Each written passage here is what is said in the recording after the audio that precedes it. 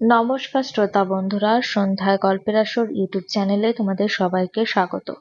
আজকের গল্প ছন্দনীর কলমে ববিতারা। পৃথিবীতে কি মেয়ের অভাব পড়েছিল? শম্পাকে তিলে তিলে কষ্ট দিয়ে শেষ করে দিতেই কি এত আয়োজন? শম্পা দাঁড়িয়ে থাকতে পারছে না, মাথা ঝিমঝিম করছে, তবুও নিজের হাতে খুব যত্ন করে অনিমেষের জন্য চা বানালো। মানুষটা চা খেতে খুব পছন্দ করে। আপনার চা? অনিমেষ চায়ের কাপ স্বাভাবিকভাবে হাতে নিল। বেখেয়ালে একবার তাকালো শম্পার শুকনো মুখপানে, বলল, বসো এখানে। শম্পা মাথা নিচু করে বসলো। অনিমেষ চায়ে চুমুক দিয়ে বলল, তুমি কেমন আছো শম্পা? শম্পা উত্তর দিল না। গভীর দীর্ঘশ্বাস ফেলে বলল, আপনার একতরফা ভালোবাসার মানুষটাই কি তবে মাধবীলতা ছিল অনিমেষদা? অনিমেষ নির্দ্বিধায় বলল, হ্যাঁ, ভালো। তুমি কেঁদেছ কেন শম্পা? শম্পা কান্না চেপে বলল, আমি মোটেও কাঁদিনি, আমার অ্যালার্জির সমস্যা আছে। একতরফা ভালোবাসায় শুধুই কষ্ট থাকে। পারলে আমাকে ভুলে যেও, নতুন সংসারে মনোযোগ দাও। আপনার ভালোবাসা তো জয় হয়েছে অনিমেষদা। আমি মন ভরে আশীর্বাদ করি আপনি অনেক সুখী হন জীবনে। কথাটা বলে শম্পা আর দাঁড়ালো না, নিজের ঘরে চলে গেল। অনিমেষের ব্যবহারে মালতী রীতিমতো মুগ্ধ হয়ে গেল। ছেলেটা যেমন দেখতে শুনতে ভালো, তেমন কথা বলে খুব গুছিয়ে। মালতী বলল, তোমার বাবার নাম কি? অনিল সাহা। তোমরা কয় ভাই বোন? আমি একা। তোমার বাবা কি করে? ঢাকা তাঁতীবাজার নিজস্ব স্বর্ণের ও ডায়মন্ডের জুয়েলারি আছে। তোমার মা কি করেন? আমার মা গৃহিণী। বাড়িতে কে কে আছে? আমি, বাবা, মা আর ঠাকুমা। তোমার মা কোথায় থাকেন? মফস্বলে, আমাদের নিজস্ব বাড়িতে। তোমার পড়াশোনা কতদূর? ঢাকা বিশ্ববিদ্যালয় থেকে অনার্স আর মাস্টার্স কমপ্লিট করেছি। তুমি কিছু করছো না? করো। করবো তো অবশ্যই, এভাবে বেকার কতদিন থাকবো? পড়াশোনা শেষ করেছি, খুব বেশি দিন হয়নি। পার্মানেন্ট কোনো কিছুতে যুক্ত হওয়ার আগে আমি একটু নিজের দেশটা ঘুরে দেখছিলাম। ভালো। তা কি করবে ভাবলে কিছু?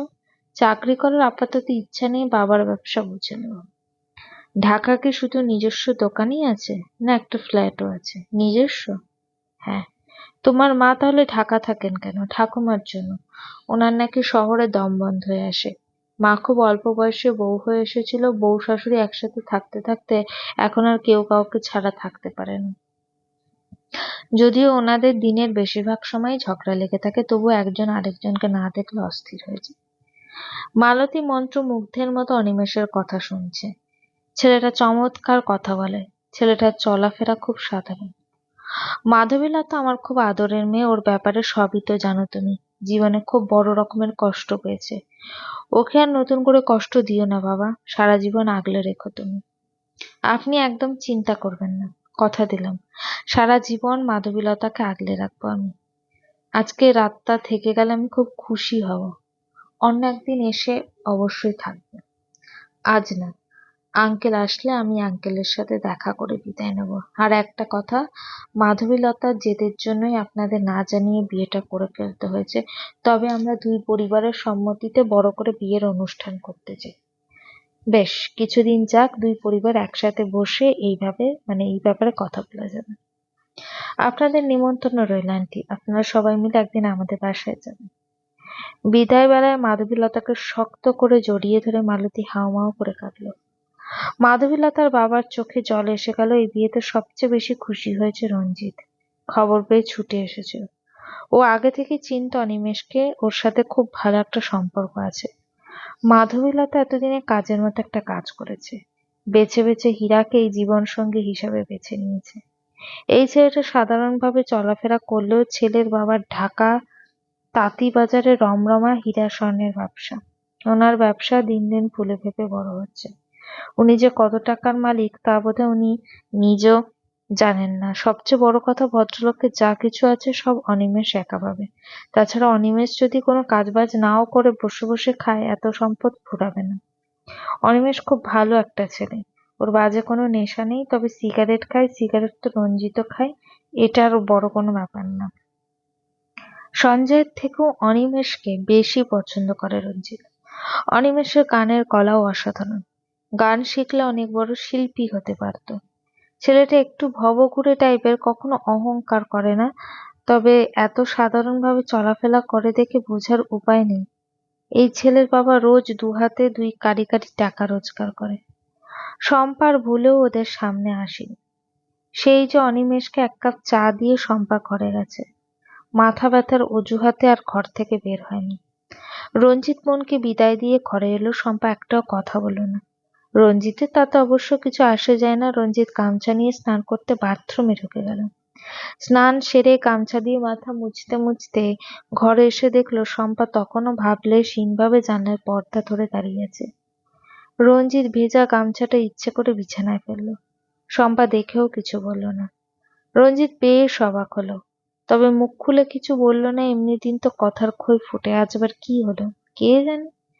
রঞ্জিত বলল, আমার খিদে লাগেছে।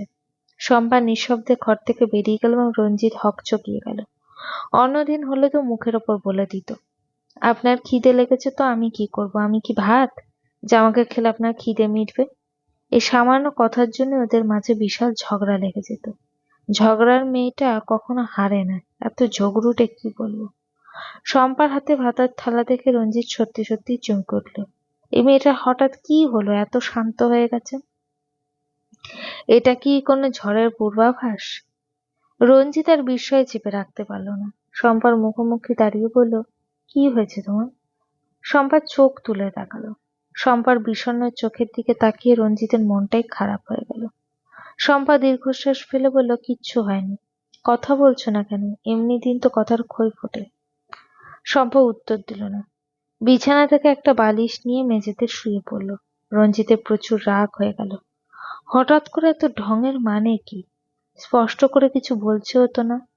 রঞ্জিত হাঁটি মুড়ে শম্পার পাশে বসল। নিচু কণ্ঠে বলল, নিচে শুয়েছ কেন? আমার জানা মতে তুমি তো আর সাবানা না। শম্পা উত্তর দিল না, চোখ বন্ধ করে শুয়ে রইল। আমার সাথে একদম ঢং করবে না শম্পা, চোখ মেলে তাকাও বলছি। শম্পা তাকালো। রঞ্জিত বলল, কি হয়েছে তোমার? কিছু না। তাহলে নিচে শুয়েছ কেন? এমনি। এমনি আবার কি কারণ বলো?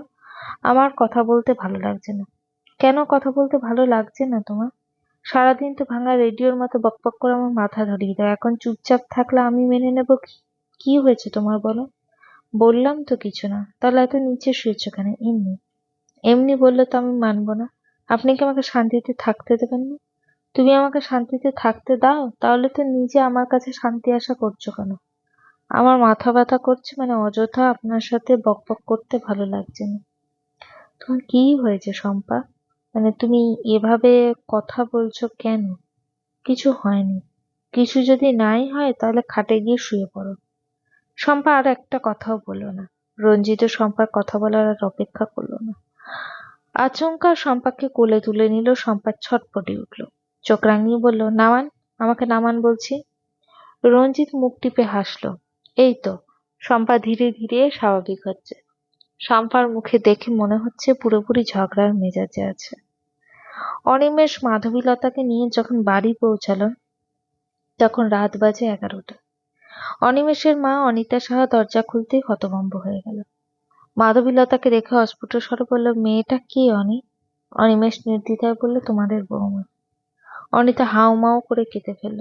তার আদরের একমাত্র ছেলে কাউকে কিছু না জানিয়ে কি সর্বনেশে কাণ্ড ঘটিয়েছে। ছেলের মেয়ে পছন্দ হয়েছে ভালো কথা। অনিতাকে বলল, অনিতাকে মেনে নিত না? ছেলের সুখের কথা ভেবে তো অবশ্যই মেনে নিত। অথচ ছেলেটাও ভুলেও বলল না যে ও আজ বিয়ে করেছে। এমন ছেলে পেটে ধরার থেকে নিঃসন্তান থাকাও তো ঢের ভালো ছিল। ছি ছি ছি ছি।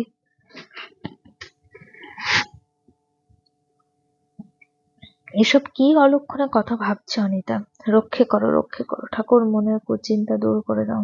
মা, কোথায় আপনি? দেখে যান আপনার নাতি কি সর্বনাশা কাণ্ড ঘটিয়েছে।